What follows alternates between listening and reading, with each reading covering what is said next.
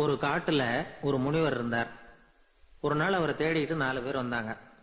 சுவாமி, எங்களுக்கு ரொம்ப நாளா ஒரு சந்தேகம்னாங்க. என்னன்னு கேட்டார். இந்த உலகத்துல எவ்வளவோ காரியங்கள் நடக்குது, எது நியாயம் எது அநியாயம் அப்படின்னு புரிஞ்சுக்க முடியலன்னாங்க. அது யாராலையும் புரிஞ்சுக்க முடியாதுன்னார் முனிவர். வந்தவங்களுக்கு ஆச்சரியமா போச்சு, ஒரு மாதிரியா பார்த்தாங்க. இத முனிவர் கவனிச்சார். சரி, புறப்படுங்க என்னோடன்னார். எங்கன்னு கேட்டாங்க. இப்போ உங்க 4 பேரையும் ஒரு புஷ்பக விமானத்துல அழைச்சிட்டு போறேன். இந்த உலகத்துல சர்வசாதாரணமா நடக்கக்கூடிய ஒரு காட்சியை உங்களுக்கு காட்ட போறேன். நீங்க பார்க்க போற அந்த காட்சி நியாயமா அநியாயமா அப்படிங்கறத என்கிட்ட சொல்லணும். நீங்க சரியான பதில் சொன்னா புஷ்பக விமானத்துல தொடர்ந்து பிரயாணம் பண்ணலாம். தவறான பதில் சொன்னா இந்த புஷ்பக விமானம் உங்களை கீழே தள்ளி விட்டுரும் அப்படின்னார். 4 பேருக்கும் பயம்தான். இருந்தாலும் முனிவர் கூப்பிடுறாரே அப்படின்னு சொல்லி புறப்பட்டாங்க. அவங்க எல்லாரும் புறப்பட்டு ஒரு காட்டு வழியா போய்கிட்டு இருக்கிறாங்க புஷ்பக விமானத்துல. அங்க நடக்கிற ஒரு காட்சியை காட்டுறார் முனிவர். அதோ அங்க பாருங்கன்னார். அந்த விமானத்துல இருந்தபடியே எல்லாரும் கீழே குனிஞ்சு பாக்குறாங்க. அங்க ஒரு தாய் புலி அப்பதான் குட்டி போட்டிருக்கு. குட்டிகளை ஈன்ற உடனே பசிக்கு இறை தேடி அந்த பக்கமா வருது. அதே நேரம் ஒரு தாய் மான், அதுவும் அப்பதான் குட்டி போட்டிருக்கு. அதுவும் இதே மாதிரி குட்டிகளை ஈன்ற உடனே பசிக்கு இறை தேடி அந்த பக்கமா வருது. இப்ப அந்த புலி அந்த மானை அடிச்சு போட்டுடுது. அதுவும் சாப்பிடுது, குட்டிகளுக்கும் கொடுக்குது.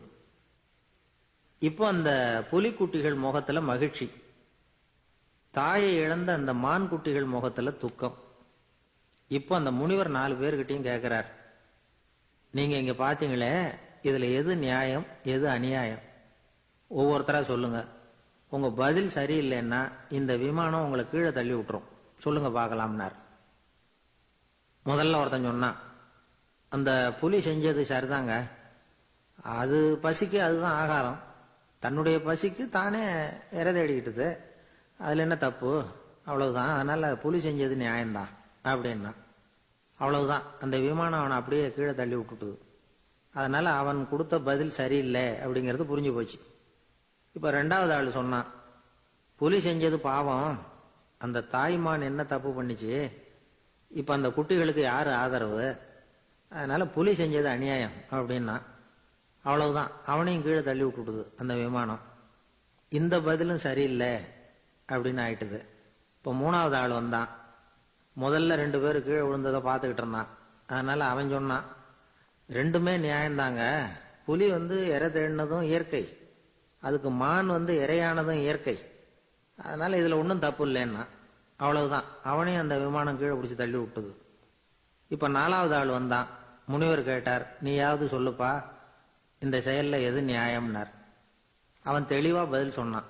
அதாவது என்ன சொன்னான்னா, எனக்கு தெரியல அப்படின்னா. அவனை விமானம் கீழே தள்ளல, சௌரியமா அழைச்சிட்டு போட்டுது. இவனும் பிரயாணம் சௌக்கியமா பண்ணானா. ஆக இதுதான் சரியான பதில்ங்கிறத முனிவர் உணர்த்தினார். இந்த கதையிலிருந்து நாம புரிஞ்சுக்க வேண்டியது என்னன்னா, இந்த உலகத்துல எவ்வளவோ காரியங்கள் நடக்குது. அதெல்லாம் ஏன் அப்படி நடக்குதுங்கிறதுக்கு எப்பேற்பட்ட பண்டிதராலும் பதில் சொல்ல முடியாது. தெரியாததை தெரியாதுன்னு ஒத்துக்கிட்டா வாழ்க்கை பிரயாணம் சுகமா இருக்கும். அதனால தேவையில்லாத விஷயங்களை புரிஞ்சுக்கிறதுக்கு நேரத்தை செலவு பண்ணிட்டு இருக்க கூடாது. வாழ்க்கையை குழப்பிக்க கூடாது. வாழ்க்கைக்கு தேவையானது என்னவோ அதை மட்டும் புரிஞ்சுக்கிட்டா போதும்.